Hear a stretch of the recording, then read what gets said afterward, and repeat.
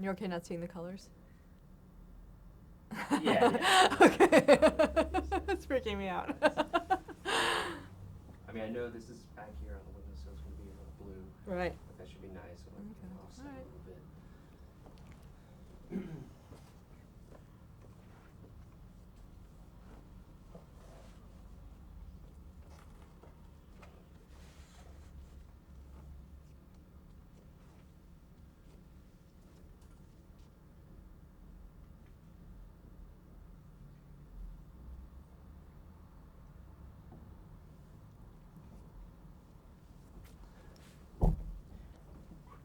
Oh, well, I'm gonna do a slate, where I'm basically, let me just look at the camera for this. Okay. All right. And speak.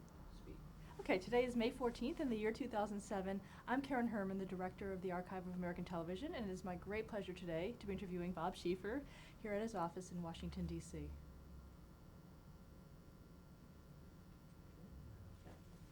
Okay, thank you so much for joining us today. And our first question is, what was your name at birth? It was Bob Lloyd Schieffer. It's not Robert. And I once asked my mother why she named me Bob instead of Robert, and thinking, she said, well, it just came down to my two favorite names were Gaylord and Bob, so I decided to go with Bob. So I have no idea why she did that. In the South, a lot of people had nicknames on their birth certificates. Dan Rather, for example, his name is Dan. It's not Daniel. Bill Moyers, his real name is Billy Don. And it was just like that. We didn't go much for those formal names in those days. Did you have any nicknames growing up? The nickname that is my nickname now, it's a family nickname, is Bobo, and that's what my grandkids call me. And that came about because I once had this very detailed dream in which I dreamed I was an all-night disc jockey named Bobo Clock. And it was the most detailed dream I've ever had. It had all these songs. Bobo Clock is on his way. Bobo Clock is here to play your favorite records without delay. It's the Bobo Clock story and show. And I made the mistake of telling my brother about this, and he started calling me Bobo. And so I've kind of been Bobo ever since in the family. Well, how old were you at the time?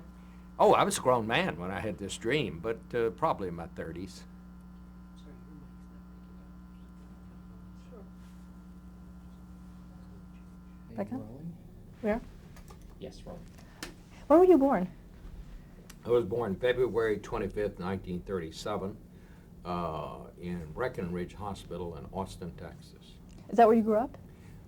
We lived there until I was 5 years old. My father worked in a lumber yard there, and when World War II came, he got a job working for a Fort Worth construction company that was building an ordnance plant in Waco, Texas. It was a place where it was a bomb factory. And so we moved to Waco, and then from there, because it was a Fort Worth firm, we moved from there to Fort Worth, and then he got drafted, and we moved back to Austin to live with my grandmother. And then after passing his physical and everything and getting ready to report for duty, they decided not to take men of a certain age who had children, so they didn't take him, and we went to Houston where he'd gotten a job working in a shipyard, but we could never find a place to live there. We were living in a motel, so we then moved back to Fort Worth. The result was I went to 4 different schools in the first grade because it was World War II, but nobody thought anything about it. It was the war, and that's what everybody was doing. Was that hard for you as a kid? Well, it didn't seem so at the time, but I didn't know any better. I suppose looking back on it, it was very hard. By the time we got back to Fort Worth, the schools were so crowded that we were going in shifts, and some kids would go to school at 7 o'clock in the morning and get out of school at 1, and then there was a second shift at 1 o'clock, and they went to school till about 5 or 6. But again, I mean, everybody was doing it. There was rationing. We had a 1932 Ford, and we had it when the war broke out. And the tires on it were so bad when we moved to Fort Worth that we had to take the car out to my grandfather's house and take the tires off his car and put them on our car just so we could get to Waco when we made our first move. And then my uncle followed us with our tires in his car, and then we changed all the tires around. People don't understand what it was like in those days, but I'll never forget, by the end by the end of the war, we really knew it was over. We came home from Sunday school one Sunday morning, and my dad had gone out and bought us a 1946 Plymouth. And it was new. And at that moment, for us, the war was finally over. Our old car had a composition roof on it. Cars in those days didn't all have steel metal roofs. And ours leaked so bad that my mother carried an umbrella. And when it rained, she would put the umbrella up inside the car so we wouldn't all get wet. But when I saw that Plymouth, for us, that was the end of World War II. What were your parents' names? My father's name was John, and my mother's name was Gladys. My mother's father had walked to Texas from Tennessee behind a covered wagon, and that's how he got to Texas. On my father's side, I guess it was my great-great-great-great-grandfather had been ordained a Catholic priest in what is now Poland. In those days, they were all German speakers. But the day after he was ordained, he decided maybe he didn't want to do that. And so he got on a boat and ran away to Texas. And he landed at Galveston Island and met a young woman on the ride whose name was Sophie Koch. And they got married when they got to Texas and had 8 kids. And that's how the Schieffers got to Texas. What do you think you inherited from your parents in terms of traits? Well, I don't know. I hope determination. My parents both grew up during the Depression. They were part of the greatest generation. My father never got to go to college because his family owned a dairy, and he had to work after high school to save the family farm, literally.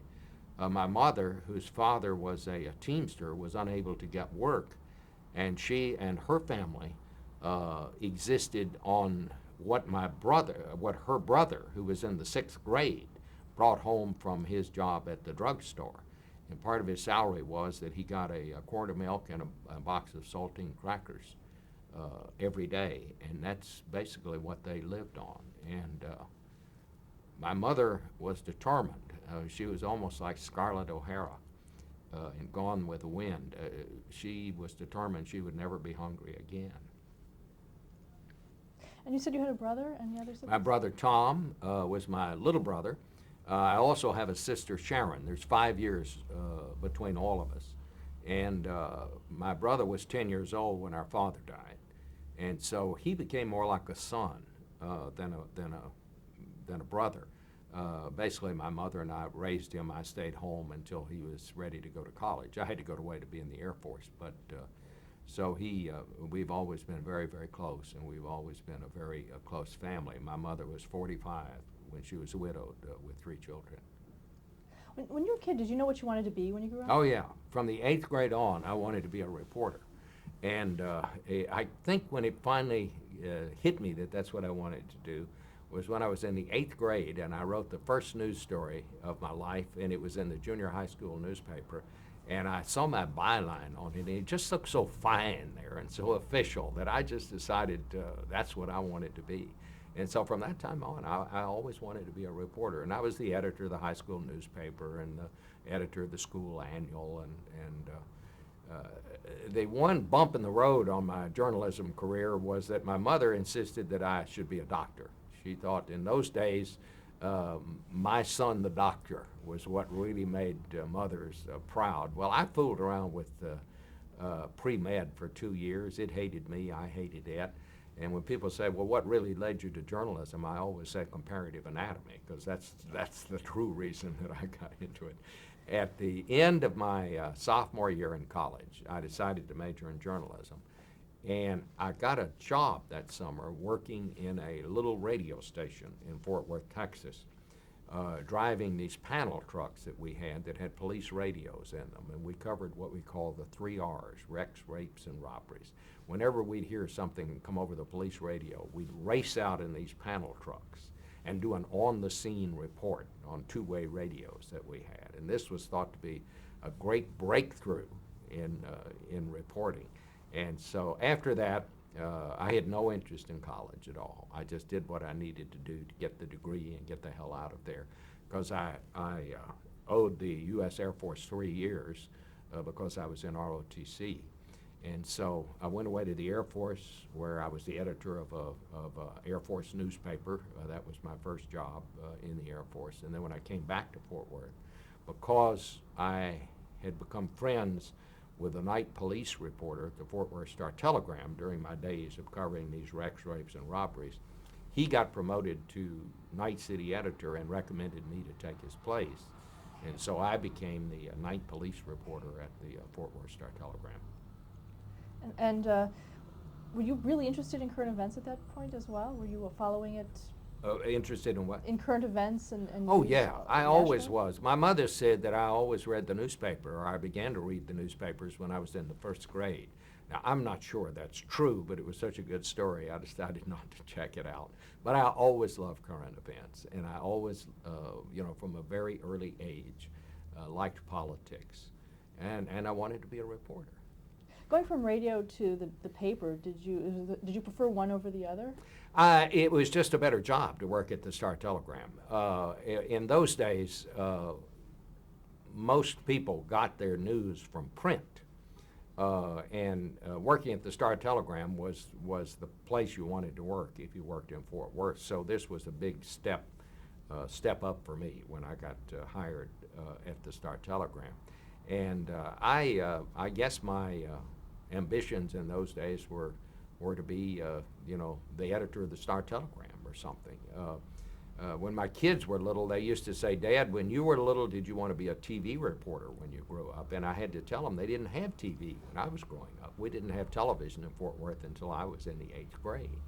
It was really in its infancy. Basically, I wanted to be a newspaper reporter.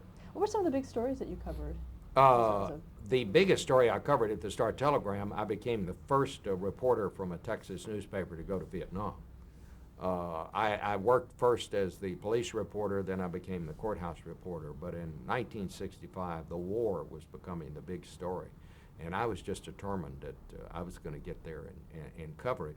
And so I asked the paper, and they had never sent a reporter overseas since World War II.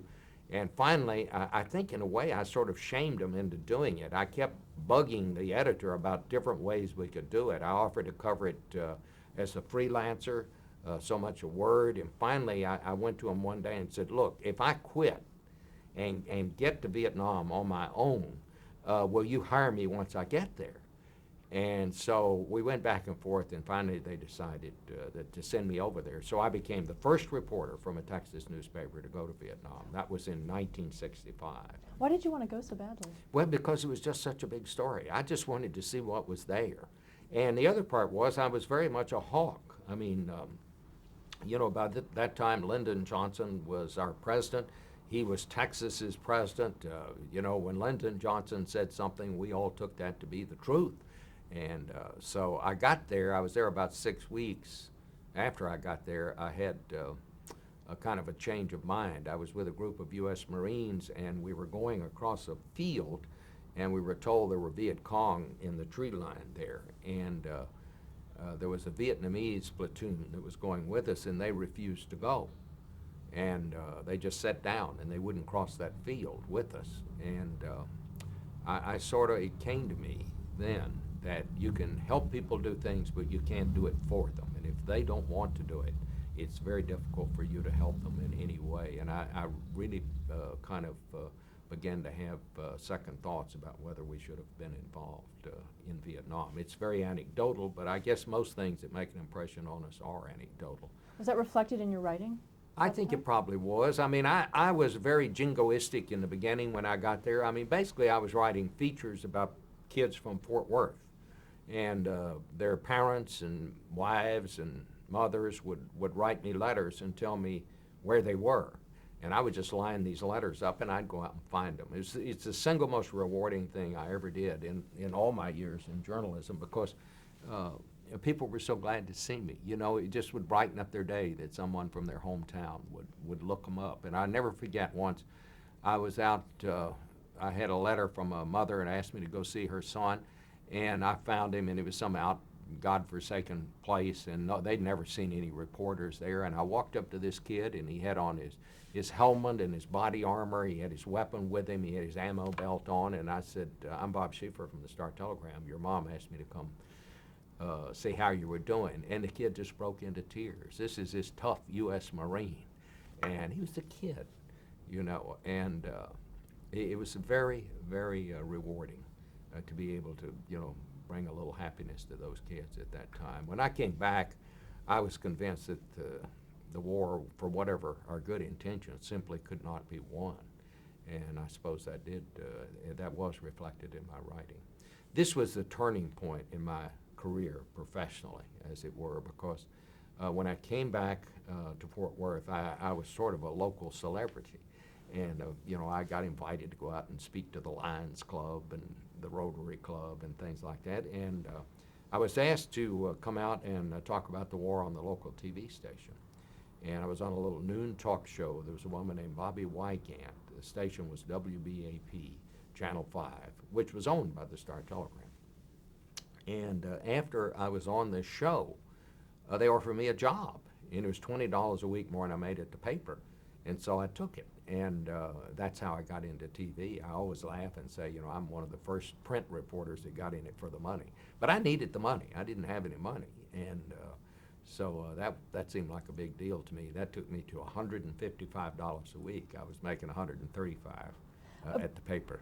Before we go there, I wanted to ask you about one more story that you covered for the Star-Telegram, and that was the JFK assassination. Yes, which was certainly, I don't know how to say it, the most unusual story to this day that I can ever recall.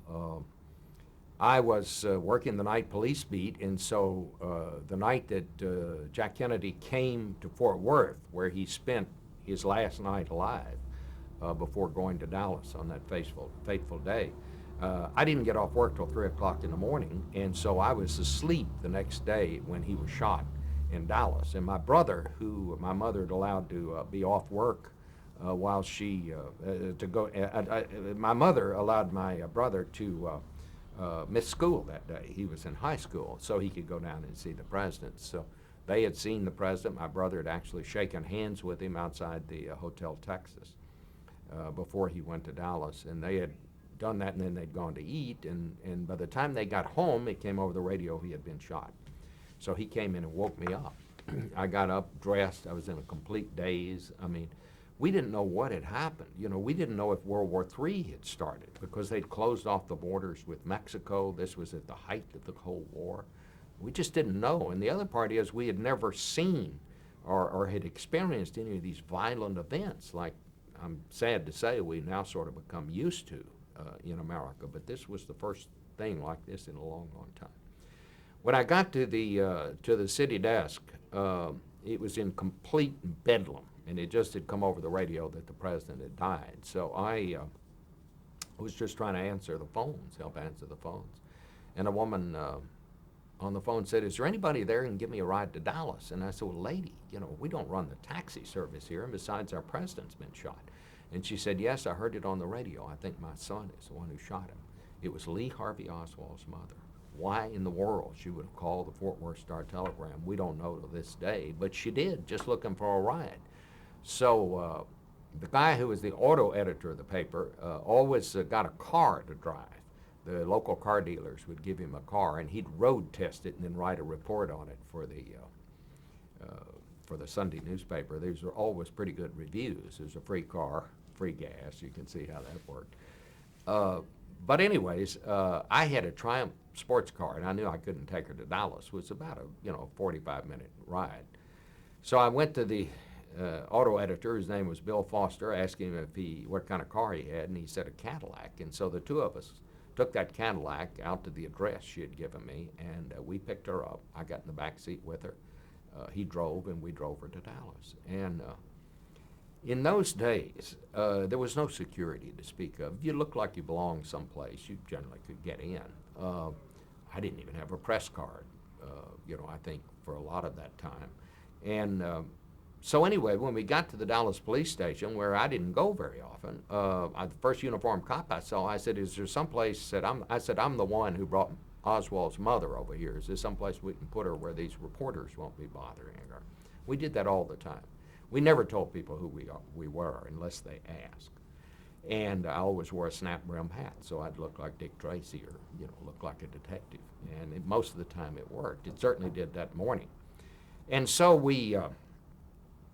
they found a little office for us. We went in that office, and the great thing was there was a phone there. And this was long before the days of cell phones. A big part of being a reporter was finding a phone to call your story in. Can we stop? Yes.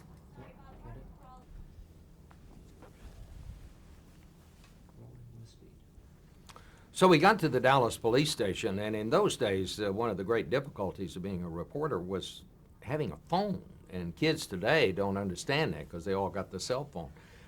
But we were still doing extras back at the newspaper. And so I would go out in the hall, gather up information out there, and then go back to my little phone where she was, Mrs. Oswald was, and phone it in. Well, it was getting toward dark, and she said to me, "Do you think there's any way that they'd let me talk to my son?" And I said, "Well, I don't know." And so I went and asked Captain Will Fritz, who was the chief of homicide, and he said, "Well, I guess we could do that." And so we were all herded into a holding room off the jail. And I'm thinking, my God, I'm going to interview this guy, or at least if he won't talk to me, I'll get to hear what he says to his mother. And we're waiting there, and finally a guy standing over in the corner said, "Who are you?" And I said, "Well, who are you?" And he said, "Are you a newspaper man?" And I said, "Well, aren't you?" And he finally stopped and he said, "Listen, son," said, "I want to tell you something." Said, "I want you to get out of here," because he said, "If I ever see you again, I'm going to kill you." And I guess he was overstating it, but he might have meant it because he was really furious. And it turned out that he was an FBI agent who was doing what he was supposed to do. I mean, he was the first guy that asked me who I was. And so I excused myself, and after that I went out into the hallway, of course. I didn't leave the police station, and I always look back on it as the biggest story I almost got and didn't. But it is also, even in the midst of the tragedy that was going on, which was overwhelming, for anyone to have that kind of an adventure, I don't know how you, in any other profession, you could have something like that happen to you. And that's why I just love to be a reporter. It's, you never know where the next big story is going to come from. When I go out to talk to kids in journalism school, I said the first tip is always answer the phone. You never know. You never know who might be on that phone. And to this day, I cannot let a phone ring. Now, my wife gets so mad at me. We're at home, and she always looks at the caller ID to see who it is. I can't. There's just some reflex in me. The first ring, I grab it and answer it. So I get the benefit of all those telemarketing people who have something they want to sell. Well, getting back to that, to answering that call, what did you learn in the car ride up to the jail? It was a very revealing interview, more revealing than I understood at the time. Mrs. Oswald was crazy. She was had some sort of insanity, and she began talking immediately about herself, about how people would give his wife money. They'd feel sorry for her, but no one would give anything to her, and that she would starve to death. And it was just so shocking that I didn't even put some of it into the interview that I did with her. Because I thought, well, this poor woman's under such stress. Who could imagine the horror that she was going through? I think that had I quoted her more directly and put more of her quotes into the newspaper, I think people would have learned a little earlier on what kind of person her son was, and perhaps had a better explanation for why he did what he did. I mean, she really had a screw loose. And years after that, long after those days, and I'd already come to CBS, she would sometime call me and want to know, do you think CBS would pay me to do an interview? She had nothing on her mind but money, and she lived out her days selling his clothes to souvenir hunters. I mean, she really was the old witch in this story, and I think it had a lot to do with the kind of person her son turned out to be. Moving forward back to where you were talking about being at WBAP TV, Mm-hmm. talk about those first few years in television journalism. How did you learn how Well, to do it? I started out as the anchor. I had no training. I mean, I'd worked at this little radio station, but I hadn't done much. I mean, these on-the-scene reports, I didn't know anything about reading the news. It wasn't, I'll say this, it wasn't nearly as complicated then as it is now. I mean, our graphics consisted of a black felt board, and we had these yellow stick-on letters, a black velvet board that we stuck on there, and then they'd do a double exposure, and that's how we would identify people. Where those were the letters. I always say that I was the anchorman and the guy in charge of graphics. For our graphics, we would use things like when one of the news magazines came out with a color picture on its cover of, say, President Kennedy or President Johnson or some famous person. We would just cut those pictures out and then paste them on a different background, and that became our graphics. And I used to do that. And we didn't have a teleprompter. We just, wrote stuff out on copy paper like we had at the newspaper. And it was very interesting. The station where I worked, Channel 5, had been the first television station west of Richmond, Virginia. And the way it wound up in Fort Worth, instead of Dallas, quite frankly, was that the people at the Star-Telegram heard about this new thing called television. They went to New York to find out about it. The people from the Dallas News heard about it. They sent their people to New York to find out about it. The Dallas News people came back convinced that FM radio was the wave of the future, not television. And so the Star-Telegram, rather than the Dallas News, wound up with the first television station. In the beginning, they were both NBC and ABC. And it all sorted itself out down during the years. But since they had never seen a television newscast, and all they had seen were movie newsreels, their first newscast, their primetime newscast at 10 o'clock at night in the Central Time Zone, was like a movie newsreel. It had title cards. It would come on, it was called the Texas News. Then this music would go, da, da, da, da, da, da, da, da, the Texas News. And then if it was a sad story, the music would go, boom, boom, boom, boom. And then the title card would come up and say, 2 killed in freeway crash. Well, all of this was silent film. And you had this off-screen narrator who told the story, just like in a movie newsreel. Well, this newscast had dominated as other television stations came to the area. This newscast would always get more than half the audience. Even the people in Dallas watched this Fort Worth station. It was very good for what it was. It was very comprehensive, but it was all local news, of course. Well, when the Vietnam War came along, that became the lead story many nights. So they decided to change it. So when they hired me, because I'd been to Vietnam, I would come on at the top of the hour and say, here are the big stories tonight. And if there were no big national stories, I would just give 3 headlines. And then I would say, we'll have more details, but first, here's the Texas News.